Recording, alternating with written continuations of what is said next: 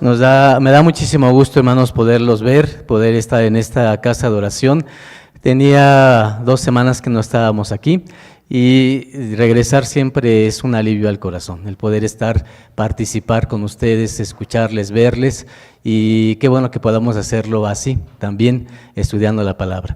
Voy a invitarles para que abran sus Biblias, y esto va a ser en el apóstol Pablo, y es la primera de los Corintios. Voy a pedirles, hermanos, porque el tema de hoy se llama ser dignos de alcanzar la vida eterna. Es el tema que tenemos, y vamos a centrarlo en un pasaje del apóstol Pablo que está en la primera carta que escribió a los Corintios. Vamos a abrir en el capítulo número 13, y aquí vamos a encontrar una propuesta del apóstol.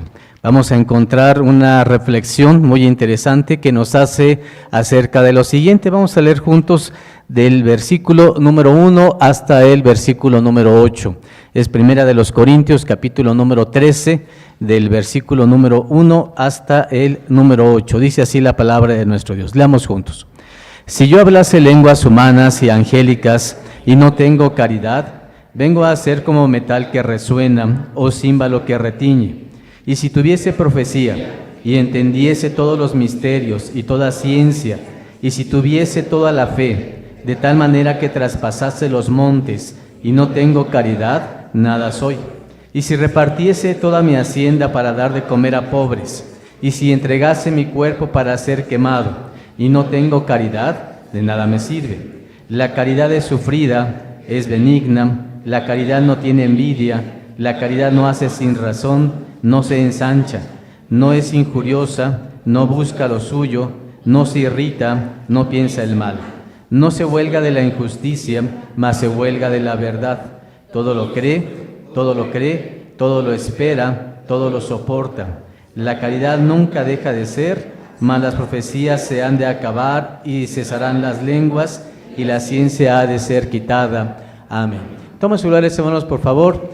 Esta parte de la Escritura es una reflexión muy interesante del apóstol Pablo. Él nos dice, mira, hay muchas cosas en la vida y cada una tiene su valor, cada una tiene su manera de llevarse a cabo, pero quiero decirles algo que tiene que ver mucho con lo que hoy estudiamos. Hoy estudiamos acerca de lo que significa esa relación que tenemos con los hijos y la manera de enseñarles. Y enseñar es una forma indispensable porque la Biblia dice, instruye al niño en su carrera y cuando él sea grande, ¿qué le va a ocurrir, hermanos?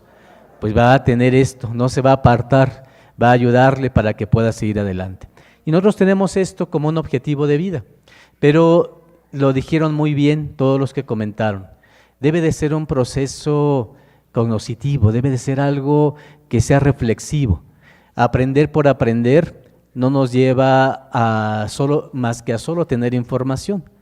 Debemos de agregarle algo, y por eso el apóstol Pablo dice, si yo lo conozco, si yo lo sé, y tengo toda la ciencia, pero me falta un elemento en esa forma de entender las cosas, ¿qué pasa? De nada me sirve. Es como si fuese simplemente un metal que sí resuena, pero no tiene una repercusión más allá que un sonido. Y es por eso que dice, si yo pudiera hablar lenguas humanas e incluso conociera lenguas angelicales, pero no tengo caridad, vengo a ser como un metal que resuena o un címbalo que retiñe. Y después viene el texto que estudiamos hoy. Si tuviese profecía, si entendiese todos los misterios, incluso toda la ciencia, si tuviese toda la fe de tal manera que traspasase los montes y no tengo caridad, nada soy. Pablo entonces nos hace una postura, una propuesta, y nos dice, mira, hay 3 elementos. Uno de ellos es, ¿cuál? La fe. ¿Cuál es la otra? La esperanza, exactamente. ¿Y cuál es la tercera? La caridad, el amor. Y dice la Escritura, mira, Pablo nos plantea esto, si yo tengo fe, incluso que pudiera hacer que un monte se pasara de un lugar a otro, qué bien que lo tengo, pero ¿qué pasa? No me va a servir si no tengo caridad. Entonces, lo que plantea el apóstol es, hay algo más. Es por eso que el capítulo número 12, versículo 31 dice así, empero procurad los mejores dones, mas aún yo os muestro un camino un camino más excelente.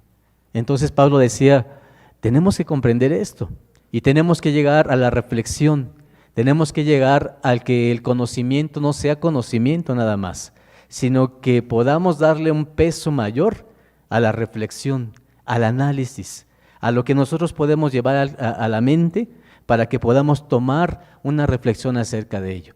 ¿Qué hacemos? Ponderamos más lo que significa la reflexión del conocimiento que el conocimiento en sí.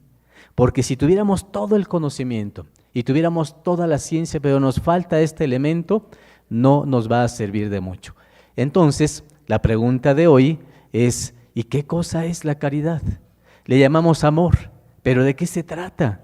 ¿De qué habla el apóstol Pablo para ponerle en este lugar tan importante? Porque, hermanos, hay cosas importantes en la vida. Y por ejemplo, podemos hablar acerca de muchas circunstancias y podemos ponerle una categoría a cada una de ellas, como el valor de la justicia, de la libertad para tomar nuestras propias decisiones como seres humanos. Pero de todas ellas, Pablo dice, yo voy a colocar en el punto más importante el valor que se llama caridad. Y cuando describe a esta caridad, nos las dice así: la caridad tampoco es dar a los demás, como uno piensa. En ocasiones que dice, soy muy caritativo, uno puede decir, bueno, le doy a los pobres. Pero ¿qué dice el versículo siguiente, el número 3? Si yo repartiera todo el dinero que tengo, toda mi hacienda, para dar de comer a pobres, e incluso si entregase mi cuerpo para ser quemado, pero no tengo caridad, ¿qué ocurre? Entonces la caridad tampoco es dar a los demás. Entonces, ¿en qué consiste? Me refiero a dar dinero, ¿verdad? Dar recursos a los demás para que coman. Eso tampoco es caridad. Comienza a describirla y nos da una pequeña idea acerca de ello. Versículo 4. La caridad es sufrida, es benigna, no tiene envidia, no hace sin razón, no se ensancha, no es injuriosa, no busca lo suyo, no se irrita, no piensa el mal, no se huelga de la injusticia, mas se huelga de la verdad. Y luego nos hace una postura en la que para nosotros es incluso hasta complejo, ¿verdad? Decíamos en la mañana en la escuela. Todo lo sufre, ¿qué más? Todo lo cree, todo lo espera, todo lo soporta. Y concluye diciéndonos, la caridad nunca va a dejar de ser. Incluso las profecías se van a acabar, las lenguas van a cesar, la ciencia va a terminar, pero la caridad siempre debe existir. Bueno, hermanos, describiendo estos aspectos, la pregunta siguiente es, ¿se han preguntado ustedes, ¿tengo caridad? ¿La tengo realmente esto? ¿Es parte de mi vida? ¿Es parte de mi forma diaria de hacer las cosas? Bueno, primero tenemos entonces que decir qué cosa es, ¿verdad? Para que entonces podamos decir si lo tengo o no lo tengo. Bueno, hermanos, primero quiero definir lo siguiente. La esperanza, la caridad y, dijimos, la fe. Versículo número 13 dice así: y ahora permanecen la fe, la esperanza y ¿cuál más? Y la caridad. Estas tres son las que permanecen y nos hacen relacionarnos con Dios. Pero ¿qué dice Pablo? Empero la mayor de ellas, ¿qué cosa es? Es la caridad. Muy bien. Si lo ponemos en palabras nuestras, podemos decir, la fe es creer que algo va a suceder. Estoy seguro que va a pasar, lo tengo en mi fe. La esperanza es desear que algo suceda. Esa es la esperanza. Yo tengo esperanza que esto ocurra. No sé si va a suceder, pero tengo esperanza que esto pase. Eso es la esperanza. La fe es la certeza, decía Pablo. Estoy seguro que va a ocurrir. Y la caridad es hacer que todo esto suceda. Por eso es que es tan importante.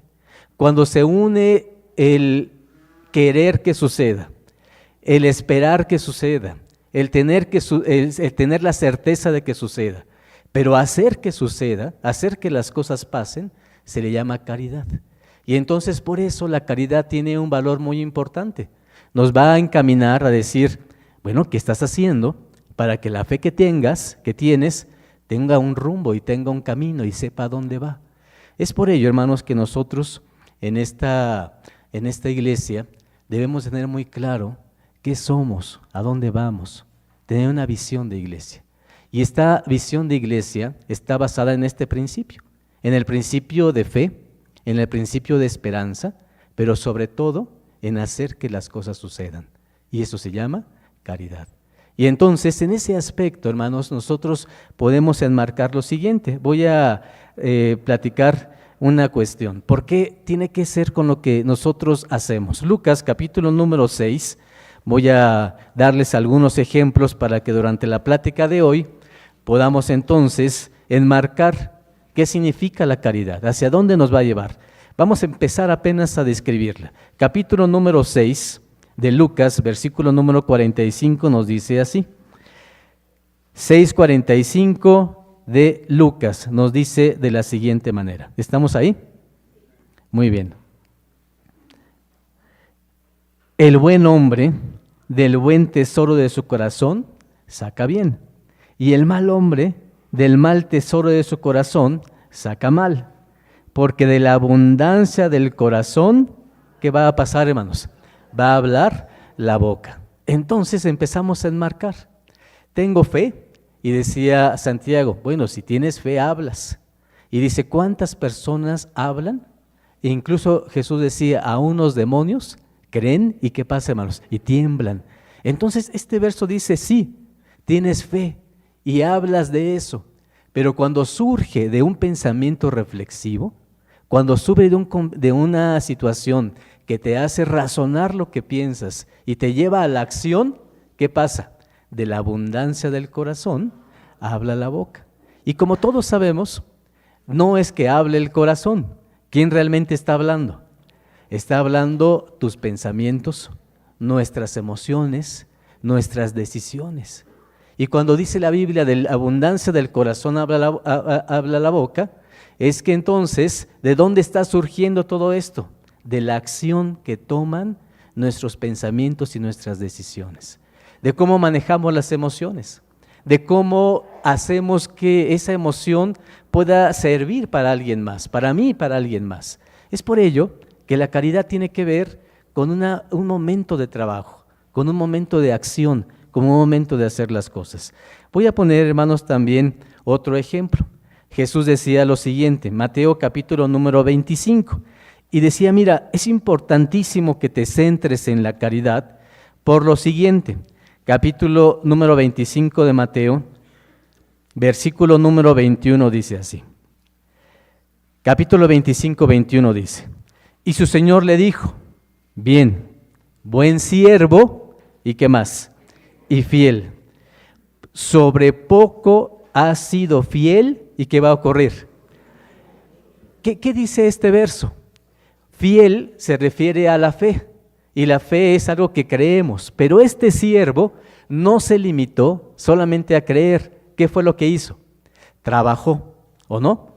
Lo vimos en el texto, eso lo dice, mira, te encargué algo y no solamente creíste o tuviste esperanza de hacerlo, ¿qué hiciste? Lo realizaste. Y entonces, ¿qué sigue? Si tú has sido capaz de hacer algo que te encomiendo, que es poquito, y lo haces, ¿cómo te voy a recompensar? Vean, nuevamente lo voy a leer.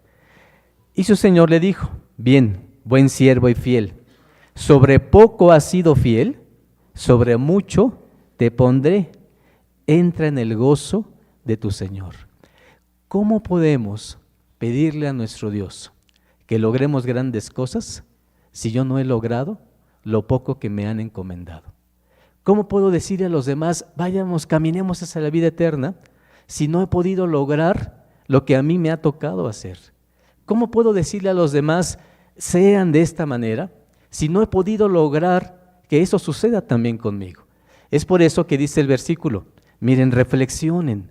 No se trata de hablar, no se trata solo de tener fe, sino del movimiento que provoca la fe. Si logras hacer que lo que te encomiendo, que es poco, lo hagas, ¿qué te voy a pedir ahora? Que hagas más, porque sobre mucho te voy a poner. Y vean este ejemplo. El ejemplo lo vamos a encontrar también en Lucas capítulo número 16, que dice de la siguiente manera. Vamos ahora a Lucas, capítulo número 16. Y dice la Escritura de la siguiente manera, Lucas capítulo 16, versículo número 10. ¿Estamos ahí? Muy bien. Capítulo número 16 de Lucas, 16, versículo 10 dice así. El que es fiel en lo muy poco, esto es el punto, también en lo más es, ¿qué cosa, hermanos? ¿Cuál es entonces la premisa? Si tú transformas en acción lo que Dios te manda a hacer, y eso es poco y lo haces bien, ¿qué garantía tiene Dios? Que cuando te mande algo mayor, ¿qué va a ocurrir contigo? Lo vas a hacer. ¿Por qué? Porque has sido fiel en lo poco. Entonces todo tiene que ver en esos aspectos. La fe, indispensable para poder mover montañas. La esperanza, para tener la confianza de decirle a Dios, yo quisiera, es el anhelo, esto quiero que pase. Y hermanos, la caridad, el momento en el cual podamos nosotros poner en acción las cosas. Y por eso dice el versículo, sigo leyendo, el que es fiel en lo muy poco, también en lo más es fiel. Y el que es en lo muy poco es injusto, también en lo más, ¿qué va a hacer? Va a ser injusto. Entonces es muy claro, si aquella persona no puede ser capaz de llevar a la acción lo que le piden, en lo muy poco, ¿qué va a decir Dios? No te puedo pedir, no te voy a encomendar que hagas algo más grande. ¿Por qué?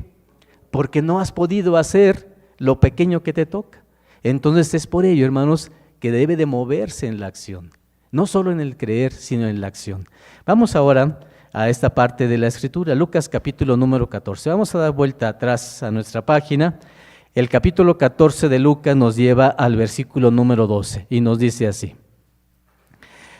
Y dijo también al que había convidado, cuando haces comida o cena, no llames a tus amigos, ni a tus hermanos, ni a tus parientes, ni a tus vecinos ricos, porque también ellos no te vuelvan a convidar y te sea hecha compensación. Mas cuando haces banquete, llama a los pobres, los mancos, los cojos, los ciegos, y serás bienaventurado, porque no te pueden retribuir, mas te será recompensado en la resurrección de los justos. Bueno, entonces, leyendo este texto, ahora me falta un punto más, lo hago. Y decíamos, cuando leíamos 1 Corintios, si yo le diera de comer a mucha gente y no tengo caridad, no me sirve de nada. Y este texto dice, mira, si le vas a dar de comer a las personas que te aman, ¿qué va a ocurrir? Te van a amar y entonces te van a tratar de recompensar aquello que les diste. Pero ¿por qué no haces algo más? Darlo a aquel que no tiene una relación contigo. Y entonces se da el giro que necesitamos. No se trata, hermanos, que la acción vaya de dar por dar, sino de qué puedo agregarle a esa acción. Y ahí es donde viene el pensamiento reflexivo. ¿Qué cosa es la caridad? Y me voy a ir primero a estas definiciones. Primera, la fe la vamos a ver en Mateo capítulo número 8. De los 3 elementos, vamos primero al 1. Mateo capítulo número 8 nos dice así. Vamos a leer esta parte de la Escritura. Capítulo 8 de Mateo, versículo número 5. Y vamos a ver cómo esta fe tiene el elemento de caridad. ¿Por qué? Versículo número 5 dice así. Y entrando Jesús en Capernaum, vino a él un centurión, rogándole y diciendo, Señor, mi mozo yace en casa, paralítico, gravemente atormentado. Detengámonos en este momento. Si estamos hablando de una cuestión de fe con caridad, vean entonces qué valor le está agregando este hombre que es un centurión. ¿Saben ustedes que es un centurión, verdad, hermanos? ¿Quién era esa persona? Un soldado que estaba a cargo de ¿cuántos? De 100. ¿Creen ustedes que actualmente a su jefe, que está a cargo de 10, de 5, de 100 personas, nosotros le importamos mucho? ¿La verdad, sí o no, hermanos? La verdad no. Si estamos enfermos, pues no les importa mucho, hermanos. Si eso es algo que sucede. Pero ¿cuál es la diferencia entre la fe que tiene este hombre y el grado de caridad que agrega? Este hombre, que es un centurión, se está preocupando por un soldado que está a su cargo.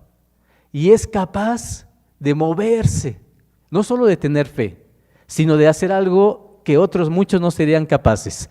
¿De qué es capaz de hacer? ¿Qué hace? Buscar solución, buscar una solución. Muchos hubieran dicho, bueno, yo tengo fe, y le hubieran dicho al centurión, ora a Dios, si es que hubiese un sesgo cristiano, ¿no, hermanos? O al Dios que ellos quisieran creer, porque esos eran romanos, hermanos, no eran israelitas. Entonces, va más allá, y miren la maravilla, la caridad es acción, se mueve. Siendo un centurión, un hombre no israelita, un hombre que hermanos no tiene ni siquiera por qué buscar a Jesús, ¿y qué hace? Lo busca. Y dice, yo estoy viendo que alguien está encontrando y dando solución a los enfermos y tengo a una persona de mi grupo que está así, voy a hacer algo por él. Esto es caridad. Y entonces dice el versículo, vamos a seguir leyendo. Y entrando Jesús nuevamente, número 5 para que regresemos. Y entrando Jesús en Capernaum, vino a él un centurión rogándole y diciendo, Señor, mi mozo yace en casa. ¿Cómo está? Paralítico, gravemente atormentado. Y Jesús le dijo, yo iré, ¿y qué más? Y le sanaré. ¿Qué le está dando Jesús a este hombre? De los 3 aspectos que tenemos, esperanza, exactamente. Le dice, sí, espera, va a llegar. Pero ¿qué pasa? Que la espera es un elemento importante, pero ¿qué necesitamos? Acción. Y entonces miren lo que pasa, yo iré y le sanaré. Y respondió el centurión y dijo, Señor, yo no soy digno de que entres debajo de mi techado, mas solamente di la palabra y mi mozo sanará, porque también yo soy hombre bajo de potestad, y tengo bajo de mí soldados, y digo a este, ve, ¿y qué pasa? Y va, y al otro, ven, y viene, y a mi siervo hace esto, y lo hace. ¿De qué está hablando el centurión? De movimiento, de trabajo. No está, dice, sí es cierto, la esperanza me ayuda. La fe hace mover montañas, pero ¿qué necesito? Te voy a poner un ejemplo de ese centurión, le decía a Jesús. Miren el atrevimiento, ¿o no es así, hermanos? Yo soy un centurión, tengo bajo de mí soldados, tengo potestad. Si le digo a alguien que se mueva, ¿qué va a hacer? Hermanos, y si hay un lugar donde alguien se mueve es en el ejército, ¿o no es así? Un soldado está supeditado a que el que está arriba en jerarquía haga lo que se le pide. Y hermanos, así lo pide este hombre. ¿Qué sigue diciendo? Seguimos adelante. Número 10. Y oyendo Jesús, se maravilló y dijo a los que le seguían, de cierto os digo que ni aun en Israel he hallado fe tanta. ¿Qué encontró Jesús en este gran centurión, en esta gran persona? No solo fe, no solo esperanza, sino ¿qué cosa, hermanos? Movimiento, acción, hacer que las cosas puedan suceder. Es por ello, hermanos, que es tan importante este acontecimiento. Y vean lo que ocurre. Tiene resultado. Versículo 11. Y os digo que vendrán muchos del oriente y del occidente y se sentarán con Abraham e Isaac y Jacob en el reino de los cielos. Mas los hijos del reino serán echados a las tinieblas de afuera. Allí será el lloro y el crujir de dientes. Entonces Jesús dijo al centurión, ve, y como creíste, te sea hecho. Y su mozo fue sano en el mismo momento. Hermanos, qué maravilla. Vemos que el amor que se tiene hacia los demás se puede transformar en un amor mucho más grande del que podemos describir. Eso se llama caridad. Cuando el centurión se acerca a Jesús, es un acto de amor. Y por eso es que la caridad le llamamos amor, porque la caridad es movimiento, porque la caridad significa ¿qué tengo que hacer para que aquella persona que estimo, que amo, pueda encontrar una respuesta? Y hermanos, Jesús cuando ve esto, ¿qué dice? ¡Qué maravilla! No he encontrado en Israel gente que tenga este concepto de fe, como lo estoy encontrando aquí.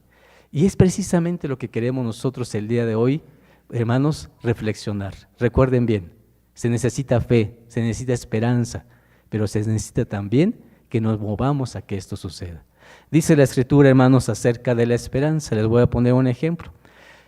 Esperar. Hubo un hombre que nos muestra en forma clara qué cosa es esperar por algo.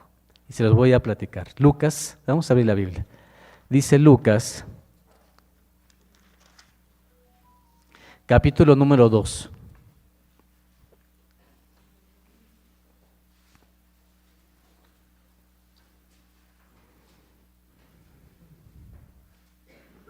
¿Estamos ahí, hermanos? Capítulo número 2 de Lucas dice así, versículo número, voy a leer desde el principio, número 21. Y pasados los 8 días, para circuncidar al niño, llamaron su nombre Jesús, el cual fue puesto por el ángel antes que él fuese concebido en el vientre. Versículo 22. Y como se cumplieron los días de la purificación de ella, conforme a la ley de Moisés, le trajeron a Jerusalén para presentarle al Señor. ¿De quién estamos hablando? De Jesús. Hay 2 acontecimientos. ¿Cuál es el primero? La circuncisión. ¿A cuántos días? A los 8 días. Pero después lo van a presentar. ¿A cuántos días? A los 40 días. ¿Por qué? Porque es varón. Si hubiera sido mujer, ¿qué pasaría? Serían 80. Entonces, conforme a la ley de Moisés, lo iban a presentar. Pero vamos ahora al versículo 25 que dice así.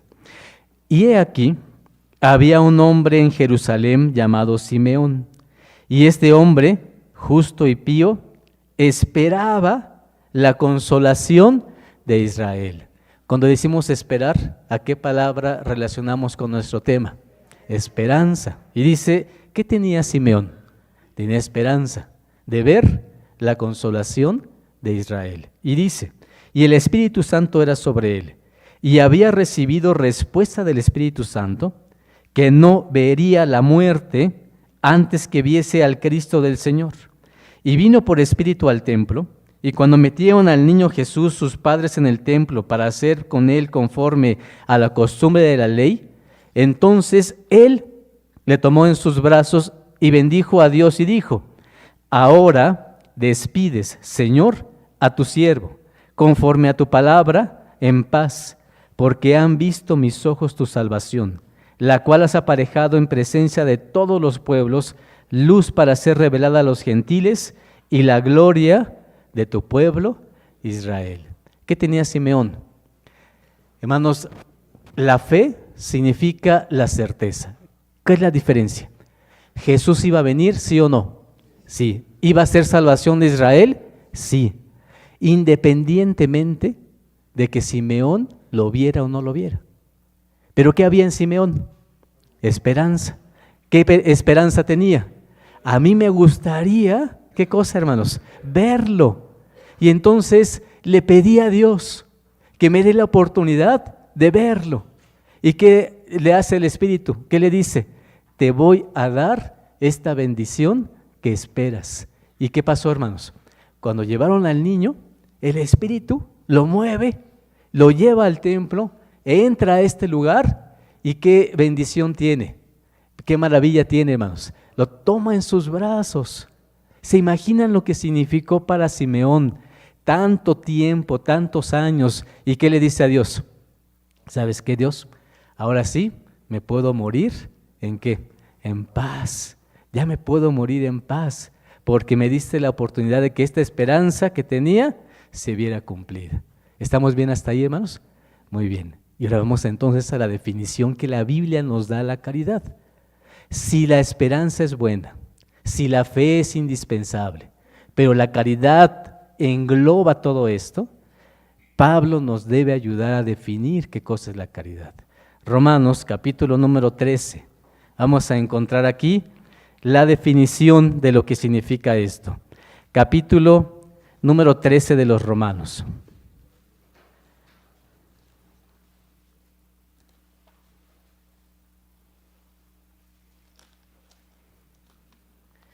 Voy a leer solo uno, el versículo número 10.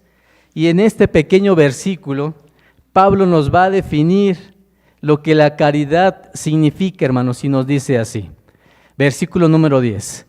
La caridad no hace mal al prójimo.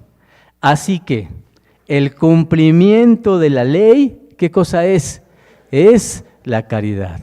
Así que entonces, hermanos, la caridad es cuando una persona es capaz de amar a nuestro Dios con todo su corazón, con todas sus fuerzas y con todo su poder.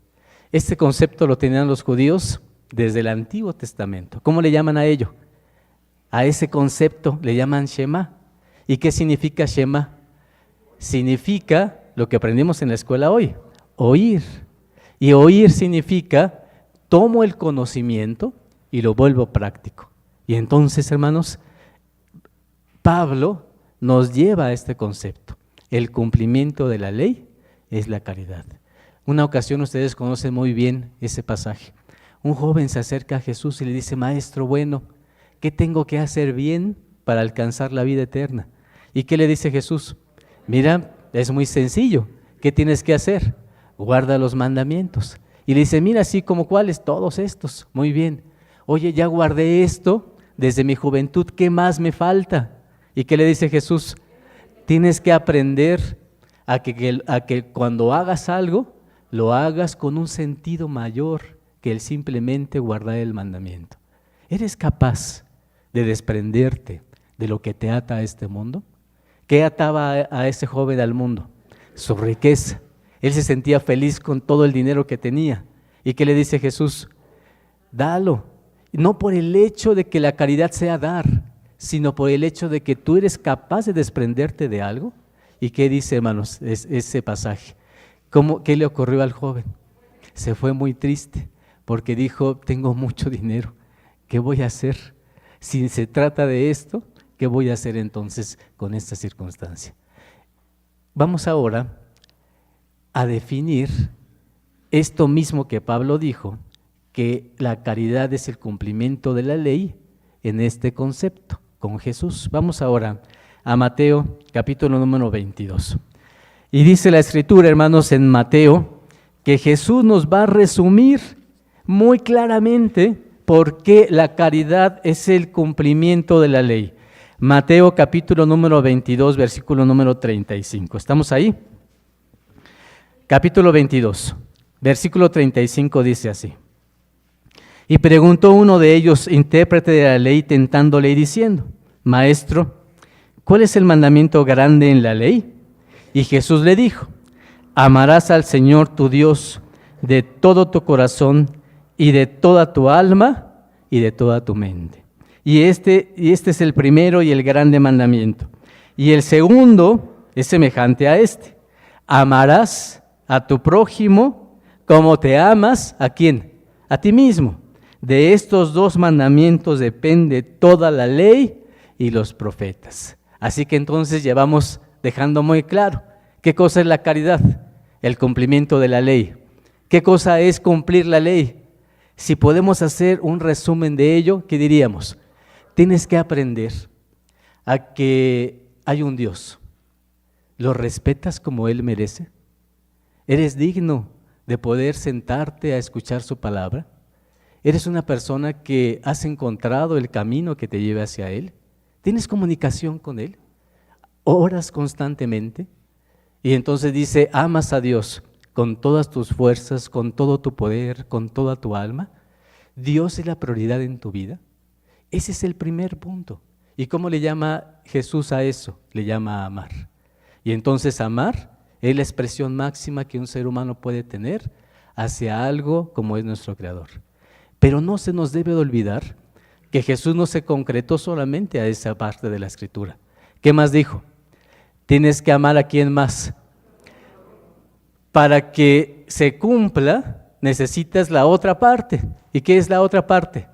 Debes aprender que tener caridad es también amar a tu prójimo como te amas a ti. Y aquí, hermanos, entonces es qué complejo se vuelve el segundo mandamiento. ¿Por qué? ¿Por qué creen que es complejo, hermanos? Amar al prójimo como a mí mismo. ¿Por qué es complejo esto? El primero es más entendible, es Dios. Pero el segundo es muy complejo. ¿Por qué creen que es eso? Porque hay que amar al hermano, al primo, al hermano carnal, a la mamá, al papá, a la pareja. Y es ahí donde, hermanos, las cosas se vuelven tan complicadas. ¿Cómo hago para amar a quien que no me siento, hermanos, completamente cercano a él? ¿Cómo amar a alguien en cual incluso me puedo sentir incompatible? Y que digo, este hermano que se sienta aquí en la iglesia es tan diferente a mí. ¿Y qué dice el verso? Has trascendido y aprendido a que esa persona que es tan distinta a ti, que eres tan incompatible a él, debes de amarlo. Y es ahí, hermanos, donde se vuelve nuestra parte más compleja. Hoy traje, hermanos, este libro. Se llama El judaísmo, religión de amor. Es un libro excelente. Está escrito por Isaac Algassi, un judío. Y quisiera solamente poner aquí en pantalla unos pequeños párrafos de este libro. ¿Les gustaría leerlo, hermanos? Muy bien. Mis hermanos, si nos ayudan a ponerlo aquí en la pantalla, por favor. Y primero ponemos, antes de eso, la primer diapositiva. Lo que quisiera centrar, hermanos, es la caridad es el punto de visión de nuestra iglesia. Cuando nosotros decimos y nos preguntan, oye, ¿tu iglesia qué visión tiene? Nuestra visión es que seamos dignos de este amor que profesamos a nuestro Dios. Y entonces ser dignos de alcanzar la vida eterna en nuestra visión. ¿Y cómo lo logramos? ¿Cómo la definimos? Lo definimos a través de la caridad. Y este libro dice así: hay una palabra universal que trasciende y supera cualquier otra y sirve para dar a los hombres su verdadero sentido humano. Esta palabra es amor, en su significado más amplio. Solamente por el amor, el hombre consigue trascender su naturaleza humana y acercarse a la divinidad, siguiendo el camino indicado por Dios. ¡Qué maravilla de concepto! Por eso la caridad, ¿cómo le podemos llamar? Le podemos llamar amor. Pero el amor es movimiento. El amor es transformar la fe en acción. Es trascender y hacer que tengamos un verdadero sentido humano. Y poder decir, sí, estoy viviendo en amor. Estoy amando a quien no me ama. Estoy comprendiendo a quien no me comprende. Estoy haciendo el esfuerzo para que entonces podamos ser como una iglesia. Porque necesito tener esos dos elementos en acción. Amar a Dios en acción y amar al otro en acción, para que se vuelva una caridad realmente sostenible. Siguiente punto, dice así: toda la religión, todo lo que creemos, toda nuestra doctrina, todo el culto que realizamos, toda relación del hombre con Dios y del hombre con el mismo hombre, toda dignidad humana, así como toda la felicidad del ser humano, todo reside en esta palabra que es divina. ¿Cómo se llama? Amor. Esto es lo que dice este libro. Y yo soy completamente, hermanos, compagino con esa idea. ¿O no creen ustedes? Nos reunimos a través de ello. Y queremos que la Biblia misma nos enmarque y nos lleve a ese sentido. Si tú eres capaz de poner en acción lo que crees y lo que esperas, eso se llama caridad.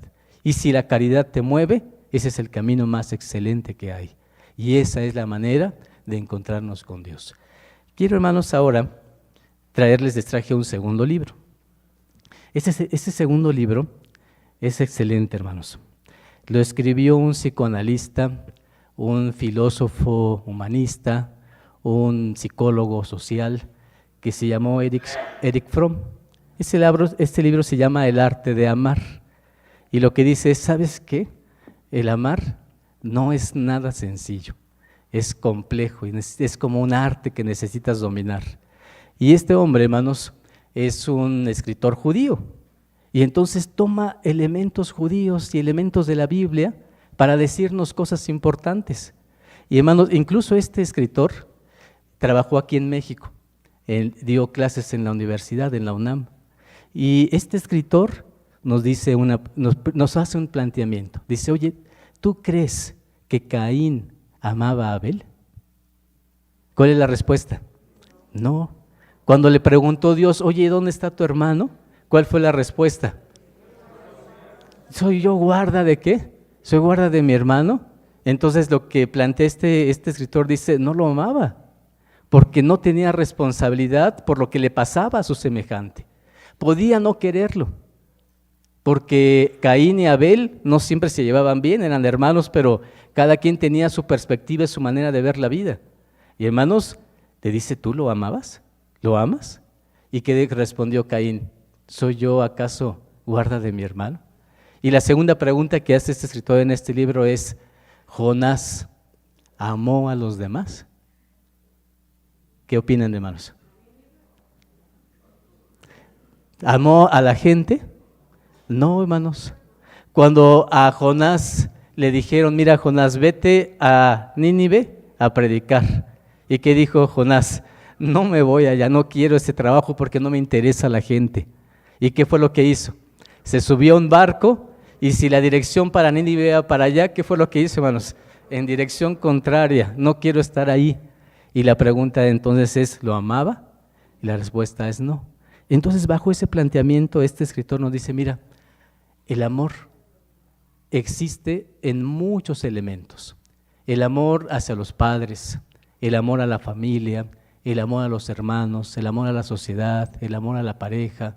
Todos esos elementos en conjunto, incluso el amor a Dios, es un conjunto de elementos que debemos nosotros de comprender y trabajar. Voy a leerles solamente 2 párrafos de este libro. ¿Les parece, hermanos? Dice así, lo voy a poner aquí, en la pantalla. El amor maduro significa unión con responsabilidad, pero sobre todo con voluntad. El amor maduro es una decisión. Es por ello que el amor es un poder activo en el ser humano, un poder que atraviesa las barreras que separan al hombre de sus semejantes y une a los demás. Siguiente punto. El amor es la preocupación activa por la vida y el crecimiento de lo que amamos. Esto de verdad es algo, hermanos, que es compatible con lo que hoy estamos diciendo. ¿Cómo puedo entonces pensar que estoy en el camino de la acción? Solamente pensando de manera activa que aquella persona que me preocupa es porque la amo.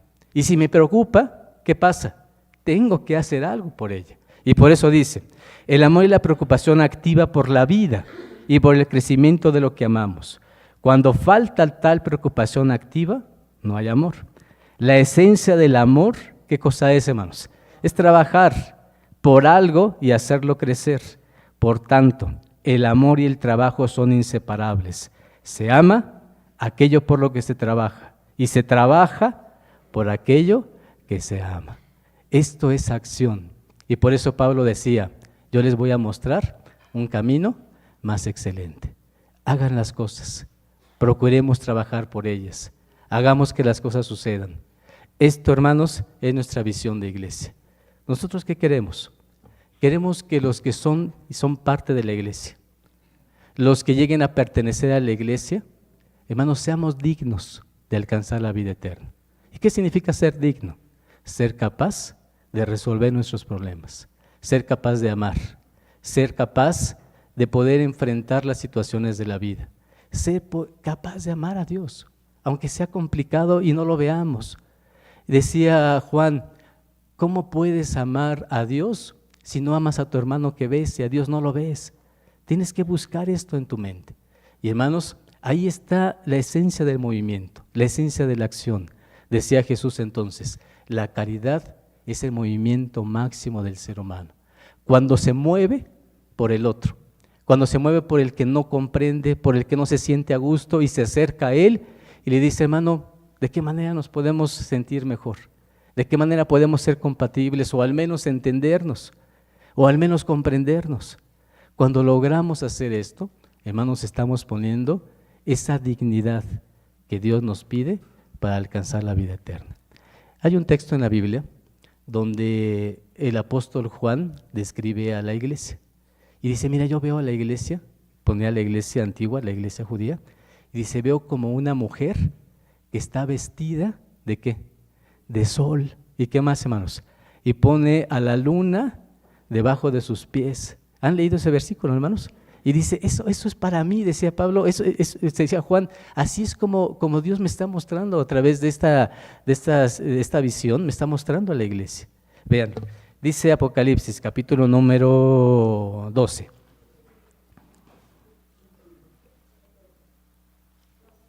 Doce de Apocalipsis.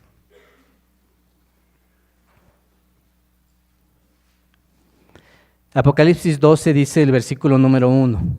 Y vi una grande señal, y una grande señal apareció en el cielo. Una mujer, ¿de qué manera, hermanos? Vestida del sol, y la luna debajo de sus pies, y sobre su cabeza una corona, ¿de qué?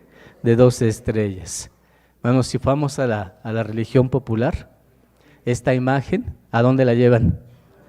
A otra cosa que no tiene que ver con esto, hermanos. Pero esto que está representando, la iglesia, esa iglesia primitiva, esa iglesia inicial que hizo Dios desde el principio del tiempo con el pueblo de Israel. Y hermanos, esa misma vestida de sol, dice el versículo siguiente. Vamos a leer a versículo número 17.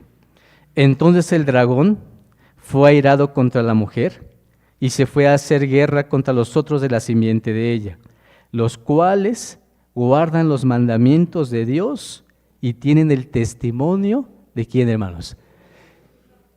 ¿Qué dice la Biblia? Miren, vi a una mujer vestida con el sol. ¿Se pueden imaginar eso, hermanos? En nuestras poesías, en nuestras maneras de poder ver a una mujer, podemos verla así como dice este versículo. ¡Qué maravilla, ¿no, hermanos! ¿Vestida de qué? Si hay que vestirse de algo agradable, qué mejor vestirse que del mismo sol. Y vemos a una mujer resplandeciente, ¿o no es así, hermanos? Vestida de sol. ¿Qué más tiene? Tiene a la luna debajo de sus pies. ¿Y qué más? Y una corona. Esta mujer está coronada. ¿Cuántas estrellas tiene? Una corona de 12 estrellas. Pero esta mujer tiene una descendencia. Y esa descendencia, dice la Biblia, son los que guardan los mandamientos de Dios. ¿Y qué más? Y tienen el testimonio de Jesús. Así que la descendencia de esta mujer, que tiene otra mujer similar, con las características similares, ¿quién creen que es? Cada uno de ustedes que está sentado en este lugar. ¿Y qué entonces buscamos? ¿Cuál es nuestra visión como iglesia? Que sigamos vestidos de sol, que seamos dignos de tener esta vestimenta. La vida eterna es la promesa y es el final y es el camino. Esa no es nuestra visión. Nuestra visión sí es llegar ahí, pero nuestra visión es ser dignos de llegar ahí. ¿Sí me explico, hermanos? La vida eterna es la recompensa, es el premio. Nuestro trabajo, nuestra visión, nuestro objetivo. ¿Cuál es, hermanos? Ser dignos de eso. Es por ello que el apóstol Juan nos escribe en el capítulo número 6 lo siguiente. Vamos a ir a Apocalipsis.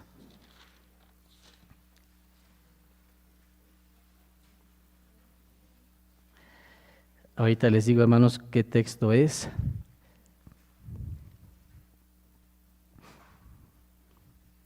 Miren que yo lo apunté